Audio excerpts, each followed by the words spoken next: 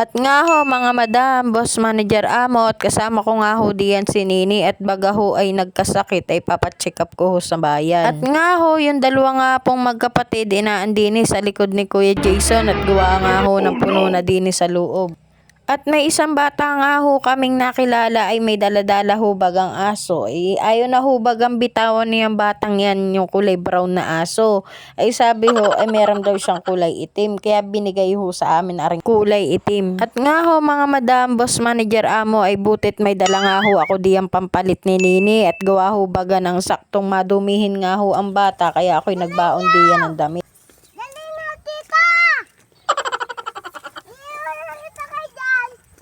At nga ho mga madam, boss manager amo at nandito na nga ho kami sa amin. Bali papunta nga ho kami diyan sa Ilaya at mangunguha nga kami ng mura. At kasama ko nga ho diyan si Nini at lahat buhubaga sa amin ay may ginagawa kaya isinama ko na laang ho. At tingnan nyo nga ho diyan mga madam, boss manager amo at si Nini nga ho dini ay pagkadaldal nga ho na rin batang ardini. At nga ho maganda nga ho rin kasama at puro istorya nga ho yung batang iyan.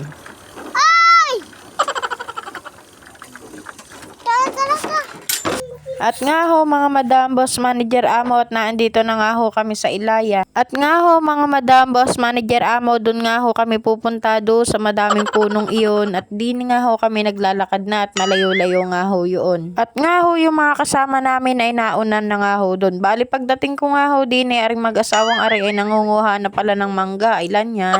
At ari naman ho si Tio Jit ay kumuha ng mahabang kawayan at nilagyan nga ho ng kawit at mamangunguha na nga ho ng mura. At nga po mga madam, boss manager amo at nangunguha na nga ho kami din ng mura ay sabi ho ni Tio Jit ay parang magkukulang na daw ho.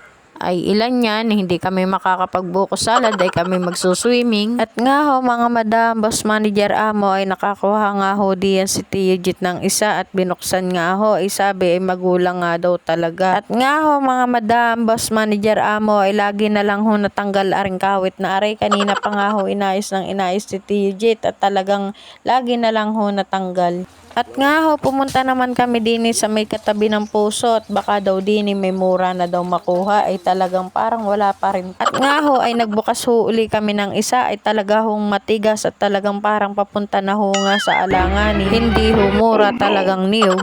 At nga ho mga madam, boss manager amot, hininawan ko nga ho din si Nini at pagkaputik-putik ho baga kung saan nagpupunta ay sana all ang sarap ho ng tubig din at gawa nung ang sarap ho bagang magtungga, ang lakas ng tubig samantalang ho din sa amin ay walang tubig ngayon at gawa nga ho ng pinapatayang irrigation. At ang sabi ko nga ho din sa nakatira din ay sana all ang sarap din tumira at ang lakas nga ho ng puso ay kung garnila ang ho sa amin na may puso ay araw-araw na ho ako maglalaba. Ilan yan ay kabait. Ay kaso malayo nga ho ang mga puso sa amin at sana all na lang talaga ay may puso na ganto kasarap magtungga, ang lakas-lakas ng tubig gayon. At pagbalik ko nga ho dun sa harapan ng bahay ni may-ari ng kinukunan namin ng mura ay nawala ho bagay yung mga kasama ko. Yung palinaan din sa dampa at doon pala nagpunta yun doon sa may paibabang ilog na yun. Ilan yan ay akala ko iniwanan na kami kabait. At yung pala doon lang pala makakakuha ng maraming mura. At ari nga hong kapatid ko ay karga-karga na nga ho yung mga nakuha naming mura. Bale, pag wala nga hong sampagita, ari nga ho ang tinitanda ko. Yan, yung mga dilaw na yan. At sasakay na nga ho kami din sa sidecar namin at nga ho ay kami pauwi na nga ho. At akala ko nga ho ayun ay lahat ay mura. Ayun pala may kasama ding niyog. Ari nga ho si Simon ay nagtatapas na ring niyog. At nga ho mga madam, boss manager amo ay nagbabak na nga ho din ng mura. At akala ko nga ho pagtanggal sa sako ay pagkalalaki ayun ho pala sinlakilaang ng mga sulyaw ho baga. Yung sulyaw ho ay yung hawong kasi ho baga iba-iba ho baga ang tawag kaya yung iba ho hindi alam yung sulyaw ay dini ho sa amin ay yun ho ay hawong. At nung matapos na nga ho diyan magkayod at no pagsama-sama na nga ho abay isang hawong laang ho pala yun sa dami-dami na rin. Ay ilan yan ay kabait.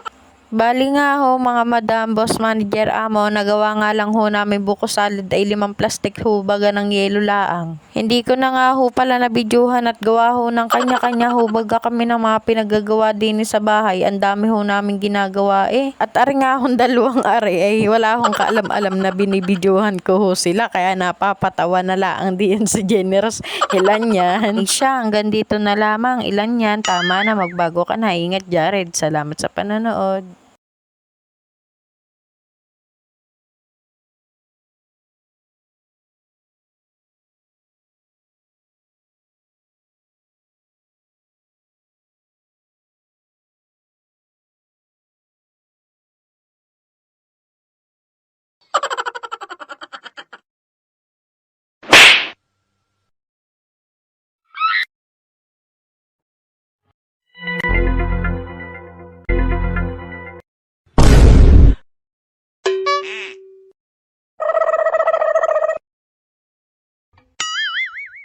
Gapada sa sa sa gapada pada pada